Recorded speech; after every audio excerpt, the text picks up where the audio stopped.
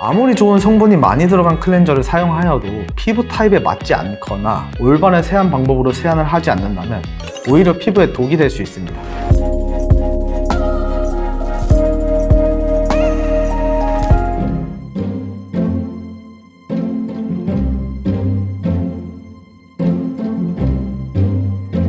안녕하세요. 한국콜마에서 페이셜 클렌저 제품 개발을 하고 있는 김솔민이라고 합니다. 산뜻한 봄과 함께 다가오는 미세먼지, 모공속까지 침투하는 미세먼지로 인해 많은 분들이 클렌징에 관심을 가지고 계시는데요. 제가 알려드리는 클렌징의 중요성부터 피부 타입별 클렌징 꿀팁까지 놓치지 마세요. 클렌징이 중요하다는 것은 다들 아실 텐데요. 여드름 같은 피부 트러블이나 블랙헤드, 피부염, 아토피 등에도 큰 영향을 끼친다는 점 알고 계셨나요? 메이크업 후 꼼꼼히 세안을 하지 않으면 화장품이 피부에 쌓여 모공을 넓히고 피지 분비를 촉진시키게 됩니다. 또한 먼지 등으로 모공이 막힌 상태에서 잠을 자게 되면 피부 재생 시간에 모공이 막혀 있어 피부 재생에 방해가 됩니다. 작은 입자들이 모공이나 주름에 끼어 심한 경우엔 색소 침착이 될 수 있으며 피부 재생을 방해하기 때문에 죽은 각질들이 떨어지는 것을 방해하여 여드름이나 뾰루지 같은 피부 트러블을 유발합니다.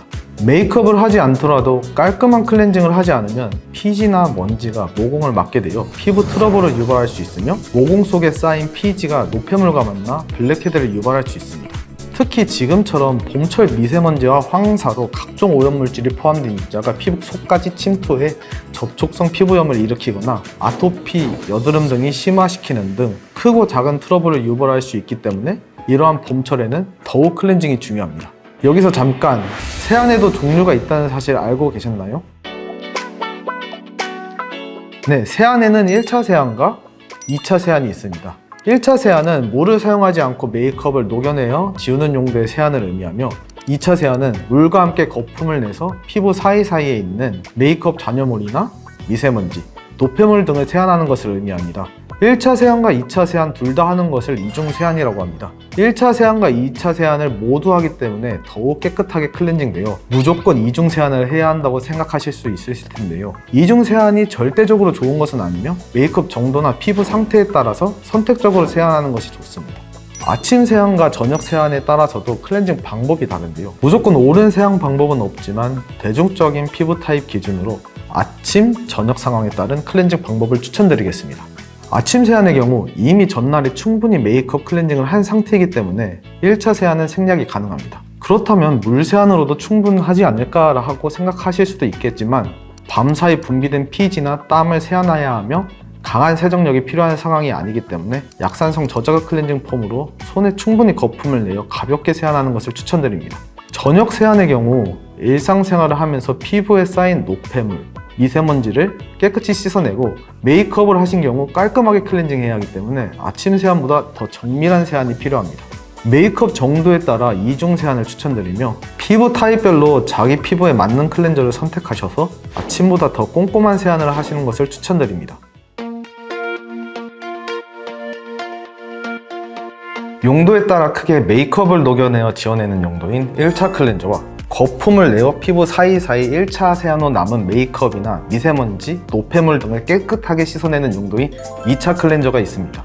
1차 클렌저에는 클렌징 오일, 클렌징 워터, 립 앤 아이 리무버, 클렌징 밤이 있습니다. 클렌징 오일과 클렌징 밤의 경우 과량의 오일 성분으로 구성되어 있어 메이크업과 피지, 블랙헤드를 녹여내는 데 효과적이기 때문에 1차 클렌저 품목 중에서 세정력이 가장 우수하다고 볼 수 있습니다. 잔여감 측면에서는 세안 후 오일 성분이 남아있을 수 있어 유분 잔여감이 남는 편이고 그렇기 때문에 클렌징 오일과 클렌징 밤으로 세안 후에는 2차 클렌저로 마무리 딥 클렌징 하시는 것을 추천드립니다. 그 다음으로는 클렌징 워터가 있습니다. 클렌징 워터의 경우 세정력은 클렌징 오일이나 클렌징 밤에 비해 부족하지만 유분 잔여감이 없고 자극이 적은 점이 특징입니다. 마지막으로 립 앤 아이 리무버는 이름에서도 아실 수 있다시피 아이 메이크업과 립 메이크업을 지우는 용도로 사용하는 클렌저 품목으로 의상층과 수상층으로 이루어져 우수한 포인트 메이크업 세정력과 사용 후 잔여감이 적은 것이 특징입니다. 2차 클렌저는 1차 세안 후 남은 잔여 메이크업이나 미세먼지, 노폐물을 세안하는 용도입니다. 종류로는 크게 소프트 타입인 클렌징 폼과 클렌징 젤이 있습니다. 클렌징 폼의 경우 2차 클렌저 제품군 중에 세정력이 좋으며 잔여감 없이 뽀득뽀득하게 세안되는 것이 특징이며 약 알칼리성에 해당해 다른 클렌저에 비해 자극이 있는 편입니다. 클렌징 젤은 소프타입 클렌저에 비해 세정력이 약한 편이나 일반적으로 대부분 젤 클렌저 제품들은 피부 pH와 동일한 약산성을 소구하고 있어 세안 후에도 피부의 pH를 유지할 수 있습니다. 그렇기 때문에 자극이 덜하고 순하며 풍부한 수분감으로 인해 세안 후 촉촉한 피부를 유지할 수 있는 것이 특징입니다. 시중 제품에는 소프타입 클렌저와 같이 크림과 같은 성상을 가지고 있는 약산성에 해당하는 제품들이 있으나 해당 클렌저 제품들은 소프타입 클렌징 폼과 완전히 다른 전성분을 가지고 있으며 젤 클렌저의 특징을 가지고 있기 때문에 저희는 젤 크림상의 클렌징 젤로 분류하고 있습니다. 피부의 pH가 약산성인 이유는 땀샘과 피지선에서 분비되는 여러 산성 성분 때문이며 이 성분들이 약산성의 보호막을 이루며 약 알칼리성 유해 미생물질의 증식을 억제하여 건강한 피부 환경 유지를 돕기 때문에 약산성 클렌저가 피부 자극이 적은 것이라고 설명할 수 있습니다. 그 외에도 특이 제형으로는 거품을 내지 않고 거품 타입으로 토출되어 간편하게 사용할 수 있는 버블 클렌저, 파우더 형태로 되어 있어 휴대가 용이한 파우더 워시 등이 있습니다. 피부에 따라 다른 화장품을 사용하는 것처럼 피부 타입에 따라 클렌저와 클렌징 방법이 달라집니다. 첫 번째, 건성 피부의 경우 유분이 부족해 당기는 피부로 세안 시 건조함이 느껴지거나 각질이 일어날 수 있기 때문에 우선 1차 클렌저로는 유수분 밸런스를 맞춰줄 수 있는 클렌징 오일이나 클렌징 밤을 추천드립니다. 세안 후에도 촉촉한 피부를 유지할 수 있도록 보습 성분이 많이 함유되어 있는 약산성 클렌징 젤로 2차 세안을 하시는 것을 추천드립니다. 두 번째, 지성 피부의 경우에는 피지 분비량이 많아서 피지를 충분히 제거하는 것에 초점을 두어 세안하는 것이 중요합니다. 우선 1차 클렌저로는 오일 성분이 과량 들어간 클렌저의 경우 세안 후 잔여물이 모공을 막을 수 있기 때문에 클렌징 워터를 추천드리며 2차로는 세정력이 우수한 소프타입 클렌저로 피부 구석구석 남아있을 수 있는 메이크업 잔여물이나 미세먼지, 노폐물 등을 클렌징 하시는 것을 추천드립니다.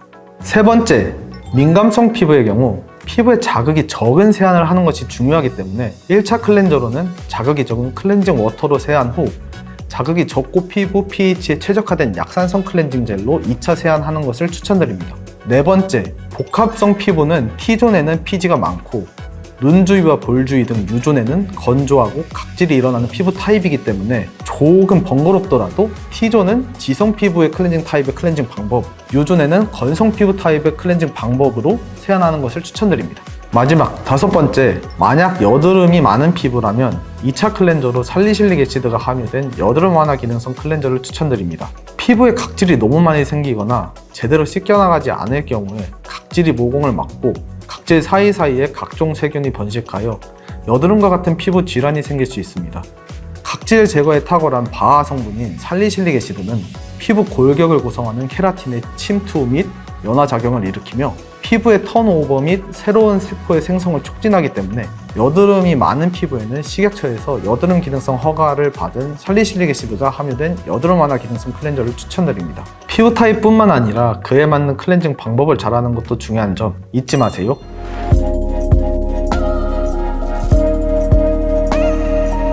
아무리 좋은 성분이 많이 들어간 클렌저를 사용하여도 피부 타입에 맞지 않거나 올바른 세안 방법으로 세안을 하지 않는다면 오히려 피부에 독이 될 수 있습니다.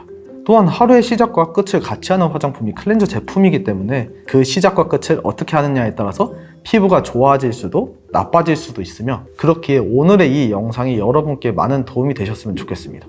댓글로 궁금한 점을 남겨주세요. 영건이 직접 알려드리겠습니다.